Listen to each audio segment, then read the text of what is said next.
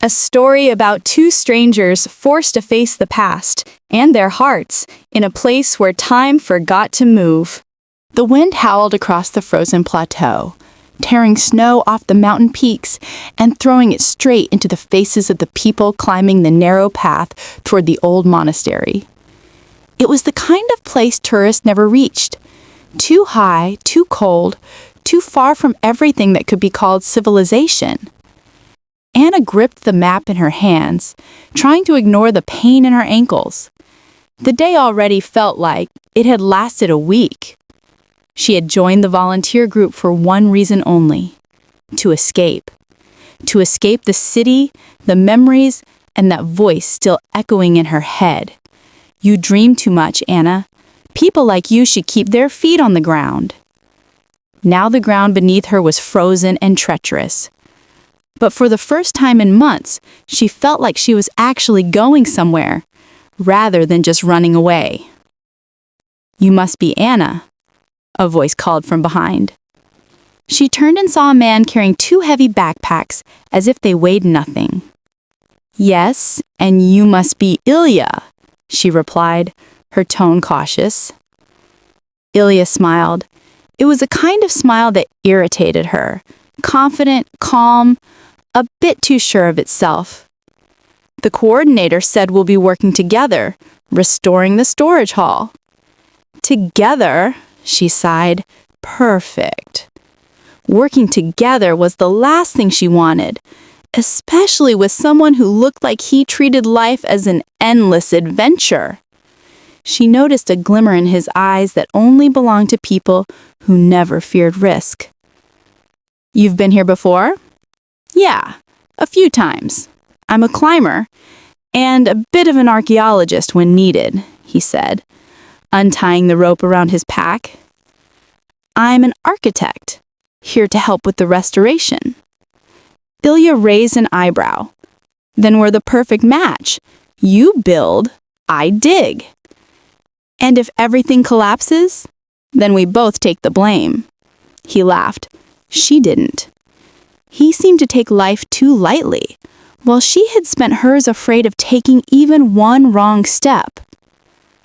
By the time they reached the monastery, the evening sun was sinking below the horizon, bathing everything in crimson gold glow. The walls were half ruined, the doors broken by time and wind. Inside, the air smelled of old paper, ash, and cold. Anna removed her gloves and touched a stone covered in moss. "Strange," she whispered. "It feels alive." Ilya stood a few steps behind her, watching her silhouette in the fading light. "Maybe it is," he said softly. "Maybe it's been waiting for someone to bring it back to life." A shiver ran down her spine, not from the cold, but from the way he said it. Maybe for the first time in a long while, she actually felt something. But then a sudden cracking sound shattered the moment. The ceiling at the far end of the hall gave way, and a few heavy stones crashed to the ground with a deep thud. Ilya lunged forward. "Move!" He grabbed Anna's arm and pulled her aside just as a massive stone fell inches from where she'd been standing. Her breath caught, her heart was racing, her fingers trembling in his grip. "You could have been killed," she whispered. "Guess that means we're officially a team now," he said with a crooked grin. And in that instant, she realized she had stepped into something far more dangerous than just a restoration project. That night, the monastery was eerily silent. The mountains swallowed every sound. No insects, no wind, not even the usual creak of the ancient beams. Just the whisper of snow tapping against the broken windows. Anna sat by the flickering lantern, sketching the monastery's layout in her worn notebook. Her hands were steady, but her mind wasn't. Every time she tried to focus on the measurements, her thoughts drifted back to Ilya, his reckless grin, the way he had pulled her out of danger without hesitation. He, meanwhile, was sitting a few feet away, carefully cleaning a set of old bronze hinges they'd found buried under a pile of debris. "You really don't like talking, do you?" he finally said, not looking up. "I just prefer listening." "To the wind or to your thoughts?" She glanced at him. He was impossible to read. There was warmth in his tone, but also something teasing, as if he enjoyed testing her patience. "To silence," she said, closing the notebook. "It's honest." Ilya chuckled softly. "Then you're in luck. Up here, silence is the only thing that never leaves." For a moment, neither of them spoke. The lantern flickered again, throwing shadows across the stone floor. Anna looked at the carvings on the wall, ancient, faded, yet still holding stories no one had told for centuries. "Why did you really come here?" she asked quietly. He hesitated for a moment. "Let's just say I'm trying to find something I lost." "What was it?" He met her gaze, and his voice lowered. "My reason to stay anywhere." Something in his eyes, something lonely and raw, made her chest tighten. But before she could respond, a gust of wind blew open the half-broken door, scattering papers across the floor. Ilya jumped up, rushing to close it, but then froze. "Anna," he said sharply, "come look at this." She walked over and saw what he meant. In the snow outside, right at the entrance, were footprints. Fresh ones. But they were barefoot and leading straight toward the forest below the cliffs. The two exchanged a look, half fear, half disbelief. There wasn't supposed to be anyone else here. Ilya grabbed his flashlight. "Stay here," he said. "No way! I'm coming with you." He didn't argue. Maybe he saw the same unease in her eyes. Together, they stepped out into the cold night, following the strange, fading trail. As the light danced across the snow, Anna thought she saw movement near the tree line, a shadow, quick and human-shaped, disappearing into the darkness. Then the wind rose again, wiping away the tracks as if they'd never existed. Ilya lowered the flashlight. Whatever that was, we're not alone here. And for the first time, Anna wasn't sure whether the monastery was waiting to be restored or warning them to leave. The next morning, the world was buried under a new layer of white silence. The footprints were gone, swallowed by the night's snowfall, but the unease remained. Anna awoke to the smell of coffee. Ilya was crouched near the small gas stove, his hair messy, his jacket half-zipped, steam rising around him like mist. "You sleep through blizzards too?" he asked with a crooked grin. "Only the emotional ones," she replied, rubbing her eyes. He handed her a steaming cup. "Drink. We've got a lot of work ahead." They spent the morning clearing debris and brushing away centuries of dust. The monastery's inner halls were surprisingly well preserved. Stone mosaics, carved beams, faded paintings. Each layer they uncovered revealed not just history, but stories. Anna couldn't help but marvel. "It's like the walls are breathing," Ilya chuckled. "Or watching." She shot him a look. "Don't start." But he wasn't entirely joking. Every now and then he'd stop and glance at something, an open doorway, a shadowed corner, as if expecting someone to step out. By noon, they found an old stairway leading underground. The air was colder there, heavy with damp stone and the faint scent of wax. Their flashlights cut narrow paths through the darkness. Halfway down, Ilya's beam caught something carved into the wall, strange circular symbols surrounding a cross-shaped mark. "These aren't religious," Anna whispered. "They look older." "I've seen similar ones," Ilya said quietly. "They're markers, warnings maybe." Before she could respond, there was a sudden metallic clang behind them. They both turned sharply, light beams slicing through the dust, but there was nothing. Nothing except a chain swaying gently from the ceiling, as if someone had brushed past it seconds ago. Ilya stepped closer, hand instinctively reaching toward his climbing knife. "We should go back," Anna said firmly. "We don't even know how stable this place is." "Just one more look," he muttered, moving deeper into the shadows. She sighed, following him, reluctantly at first, then faster, afraid to lose sight of his light. The corridor ended in a small chamber. In the center stood an altar made of dark stone, half buried in rubble. On top lay a fragment of parchment, miraculously intact. Ilya brushed off the dust and squinted at it. It's a letter. Anna leaned closer. The writing was old, uneven. She could barely make out the words. To those who find this place, beware the silence. It remembers. A chill ran through her veins. Let's go, she whispered again. But Ilya didn't move. His eyes were fixed on something behind her. She turned, slowly. In the faint beam of her flashlight, the snow that had drifted in from the open ceiling was moving. Not falling, moving, as if something invisible was crawling beneath it. And then a faint whisper broke the silence. Low, almost human. Leave. The flashlight flickered. Anna grabbed Ilya's arm. Now, she shouted. They bolted up the stairs, stumbling into the blinding daylight, hearts pounding. Outside, the wind had picked up again, swirling snow into sharp, dancing spirals. Ilya caught his breath and met her eyes. I don't believe in ghosts, he said. Neither do I, she replied. But something down there does. That evening, the storm returned with a vengeance. The mountains groaned under the wind, and the monastery's old walls creaked like the ribs of a giant ship lost at sea. Anna sat close to the fire they had built inside one of the half-collapsed halls. Her hands were wrapped around a mug, not for warmth, but for something to hold on to. Ilya was pacing near the doorway, his flashlight flickering across the stones.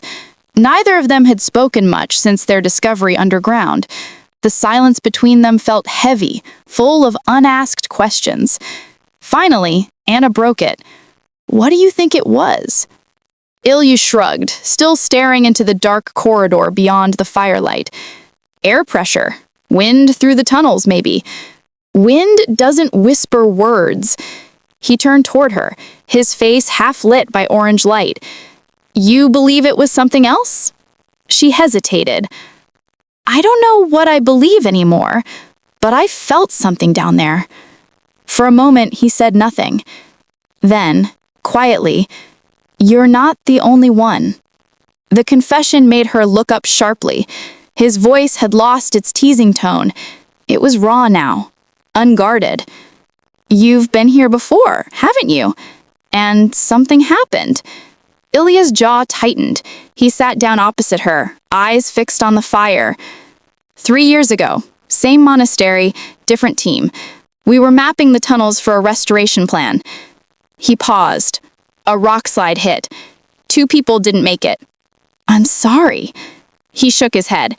It wasn't the mountain's fault. We heard something just before it happened. A voice. A warning. Same as today. The flames crackled between them. Outside, snow pelted the stone like rain on glass. So you came back, she said, her voice trembling slightly, to find out if it was real. Ilya nodded slowly. Or to prove it wasn't. Their eyes met, and something shifted. For the first time, Anna saw not just the adventurer, the fearless climber, but a man haunted by what he couldn't explain. And maybe, she thought, that's why fate had brought her here, not to restore the monastery, but to help restore him. The storm outside suddenly roared louder, and a gust of icy air swept through the broken doorway, extinguishing the fire. Darkness fell like a curtain. Anna gasped, reaching for her flashlight, but before she could turn it on, something cold brushed against her neck. Not air, not snow, a touch. Ilya's voice came out sharp in the darkness. Anna, don't move. She froze, her pulse thundered in her ears. Then, faintly, from somewhere inside the monastery, came the same whisper as before. They didn't sleep that night. Anna sat wrapped in a blanket, staring into the darkness where the fire had been. Every sound, The shifting wind, the creak of old wood felt alive. Ilya sat nearby, his flashlight resting in his lap, eyes distant. When the first pale light of dawn crept through the cracks in the roof, he finally spoke. "We need to see what's beneath this place. If the tunnels are connected, maybe they lead outside." "You want to go back down there?" Anna said, her voice sharp. "After what we just saw?" "What we think we saw," he corrected. "There's a reason those symbols were carved there. Maybe we'll find an explanation." She shook her head, frustrated. "You and your explanations. Sometimes not knowing is safer." He smiled faintly. "And sometimes it's what kills you." They returned to the staircase, their breath visible in the frozen air. The cold below was even worse than before, dense, suffocating. This time they marked the walls with chalk as they descended. Ilya's flashlight flickered across the carvings again. "See these?" he said, tracing the symbols. "They look like constellations, a kind of map." Anna stepped closer. The shapes did resemble stars, arranged in a pattern, but between them were smaller marks, scratches that looked too deliberate to be random. "Wait," she whispered. "It's not a map of the sky." "Then what?" She pointed to the scratches. "They match the layout of the monastery, the tunnels. It's a map of this place." Ilya's brows furrowed. "But then, why the symbols?" Before she could answer, the beam of her flashlight caught something new, fresh scratches added to the stone, overlapping the old ones. Words. "It's not over." Anna stepped back, her pulse quickening. "That wasn't here before." Ilya's jaw clenched. "Someone's been down here, recently." He moved ahead, scanning the floor, and stopped abruptly. Anna followed his gaze, and her stomach dropped. Footprints. Bare. Human. Leading deeper into the darkness. Ilya turned to her, voice low but steady. "You don't have to come. If you go, I go." They followed the trail until the tunnel widened into a cavernous hall. In the middle stood a broken statue, its face eroded, its hands clasped as if in prayer. Beneath it, half buried in snow that had drifted down from above, lay a rusted metal box. Ilya knelt and forced it open. Inside were fragments of parchment, a few coins, and a single photograph, sepia-toned, old yet shockingly clear. It showed a group of people standing in front of the same monastery, and among them was Ilya. Anna's breath caught. "Ilya, this can't be real." He stared at it silent. His own face in the photo looked identical. Same eyes, same faint scar on his cheek. "That's impossible," she whispered. He swallowed hard, eyes darkening. "No," he said slowly. "It's not impossible, if it remembers." The walls around them groaned, and from the corridor behind came a faint echo, soft footsteps, drawing closer. The sound of footsteps echoed through the tunnel. Slow, deliberate, unmistakably human. Anna's heart pounded so hard she thought the echo was coming from her own chest. Ilya stood in front of her, flashlight trembling slightly in his hand. The beam cut through the darkness. Nothing. Just swirling dust and drifting flakes of snow that had somehow found their way deep underground. And yet, the sound didn't stop. "Someone's there," Anna whispered. "Or something," Ilya murmured. He took a cautious step forward, his boots crunching softly against the frozen floor. The light fell on a collapsed archway, and beyond it, a narrow passage none of them had noticed before. Anna grabbed his arm. "Ilya, don't!" But it was too late. He squeezed through the opening, and she had no choice but to follow. The passage led them into a small circular chamber. It was lit faintly by a shaft of daylight breaking through a crack above. The only color in the room came from faded paintings covering the walls.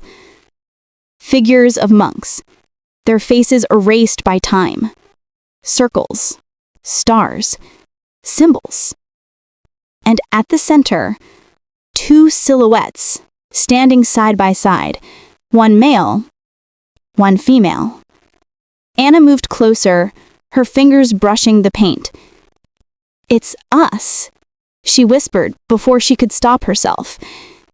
Ilya stared at it too, frozen in place. The shapes, the way the light fell, it looked exactly like the two of them standing there now. "Maybe it's coincidence," he said softly. "Or a warning." She turned toward him. "Do you still think it's just wind and pressure?" Ilya didn't answer. He was staring at something else. A set of words carved beneath the painted figures. The same handwriting as the message they'd found earlier. "Two must stay, so the silence can end." A shiver ran down Anna's spine. "Stay? What does that mean?" Ilya's flashlight flickered again, and in that brief flash she saw it. The same footprints as before, circling the chamber. But this time, there were only one set of prints leaving. And then she noticed Ilya's face. He was pale, almost translucent in the cold light. "Ilya?" He blinked, dazed. "He remembers this place," he said slowly. "The team I lost. We found this room." And then, he pressed a hand to his temple. "I don't remember leaving." Anna felt the air grow colder, as if something unseen was closing in around them. The silence wasn't empty anymore. It was listening. "Ilya, we have to go. Now." He shook his head. "If what this place wants is one of us, maybe that's why it brought me back." She grabbed his hand fiercely. "Don't you dare finish that sentence." Their eyes met. Fear, confusion, and something else. Something real. He squeezed her hand, his voice breaking. "Then promise me, if one of us has to stay—" "No!" she interrupted. "We leave together." But before either could move, the ground beneath them trembled. Dust fell from the ceiling. A low, rumbling sound rose from deep within the mountain. The painting on the wall, the two figures, began to crack. And the whisper came again, louder now, right beside them. "One remembers, one forgets." The floor split open. Anna screamed as the world turned white. Anna awoke to a deafening silence. Her flashlight was gone, her backpack gone. The faint circle of light from above was now a mere sliver. The cave had partially collapsed. She blinked, trying to focus through the blur of snow and dust. "Ilya!" she called out. No answer. Her hands shook as she crawled across the fractured stone floor, her breath visible in sharp white bursts. "Ilya, answer me!" At first, nothing. Then, a sound. Weak, muffled. She turned toward a mound of broken ice and rock. "Anna." Her chest seized. She clawed through the debris, fingers bleeding, until she found him. Half buried, his leg pinned under a thick slab of stone. "Don't move," she gasped, trying to lift it. He winced but smiled faintly. "I told you, this place doesn't let both of us go." She ignored him, straining until her muscles burned. The rock didn't budge. "Shut up," she hissed. "You're not dying here. Not after everything." He laughed softly, a dry, broken sound. "You're stubborn. Always have been." She ripped open her jacket, tying the sleeves together into a crude sling, using it to wedge under the rock. Each pull sent a jolt of pain through her arms. Ilya grabbed her wrist. "Anna, listen to me. She looked at him. Dirt and frost streaked his face, but his eyes, they were calm, steady, filled with that same quiet strength that had annoyed her on the first day. "I remember now," he said softly. "The last time I was here, my team, they didn't die. I sent them away when the mountain started to move. I stayed behind." "Stop talking," she snapped, tears welling up. "I thought it was a noble thing," he continued, voice trembling. "A hero's sacrifice. But it was pride. I thought the world needed saving my way." Anna shook her head violently. "You're not doing that again." He smiled weakly. "Maybe that's why you're here, to stop me." The rock shifted slightly, just enough for him to gasp in pain. Anna pressed her shoulder against it, screaming as she pushed, and with a final heave, it gave way. He was free. She collapsed beside him, panting, laughing through tears. "See? Both of us, together." But before he could answer, the ground beneath them cracked again, this time deeper, angrier. The cave was collapsing for real now. Ilya pulled her up. "Go!" She shook her head. "Not without you." He caught her face between his hands, eyes burning with emotion. "Anna," he said, voice fierce and desperate, "if the mountain takes me again, you make sure it remembers you this time." Then the world roared, ice splitting, wind howling like a living thing. A massive fissure opened between them. Anna screamed as Ilya was thrown back into the darkness, the gap sealing shut before she could move. All that was left was silence. And somewhere in that silence, faint as breath, his voice. "Remember me." Anna awoke to a deafening silence. Her flashlight was gone, her backpack gone. The faint circle of light from above was now a mere sliver. The cave had partially collapsed. She blinked, trying to focus through the blur of snow and dust. "Ilya!" she called out. No answer. Her hands shook as she crawled across the fractured stone floor, her breath visible in sharp white bursts. "Ilya, answer me!" At first, nothing. Then, a sound. Weak. Muffled. She turned toward a mound of broken ice and rock. "Anna." Her chest seized. She clawed through the debris, fingers bleeding, until she found him, half buried, his leg pinned under a thick slab of stone. "Don't move," she gasped, trying to lift it. He winced but smiled faintly. "I told you, this place doesn't let both of us go." She ignored him, straining until her muscles burned. The rock didn't budge. "Shut up," she hissed. "You're not dying here. Not after everything." He laughed softly, a dry, broken sound. "You're stubborn. Always have been." She ripped open her jacket, tying the sleeves together into a crude sling, using it to wedge under the rock. Each pull sent a jolt of pain through her arms. Ilya grabbed her wrist. "Anna, listen to me." She looked at him. Dirt and frost streaked his face, but his eyes, they were calm, steady, filled with that same quiet strength that had annoyed her on the first day. "I remember now," he said softly. "The last time I was here, my team, they didn't die. I sent them away when the mountain started to move. I stayed behind." "Stop talking," she snapped, tears welling up. "I thought it was a noble thing," he continued, voice trembling. "A hero's sacrifice.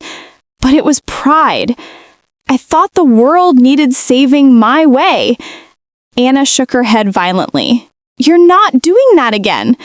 He smiled weakly. "Maybe that's why you're here, to stop me." The rock shifted slightly, just enough for him to gasp in pain. Anna pressed her shoulder against it, screaming as she pushed, and with a final heave, it gave way. He was free. She collapsed beside him, panting, laughing through tears. "See? Both of us, together!" But before he could answer, the ground beneath them cracked again, this time deeper, angrier. The cave was collapsing for real now. Ilya pulled her up. "Go!" She shook her head. "Not without you." He caught her face between his hands, eyes burning with emotion.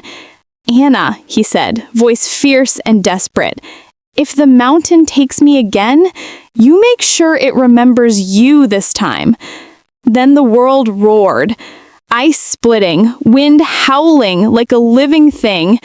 A massive fissure opened between them. Anna screamed as Ilya was thrown back into the darkness, the gap sealing shut before she could move. All that was left was silence. And somewhere in that silence, faint as breath, his voice. "Remember me.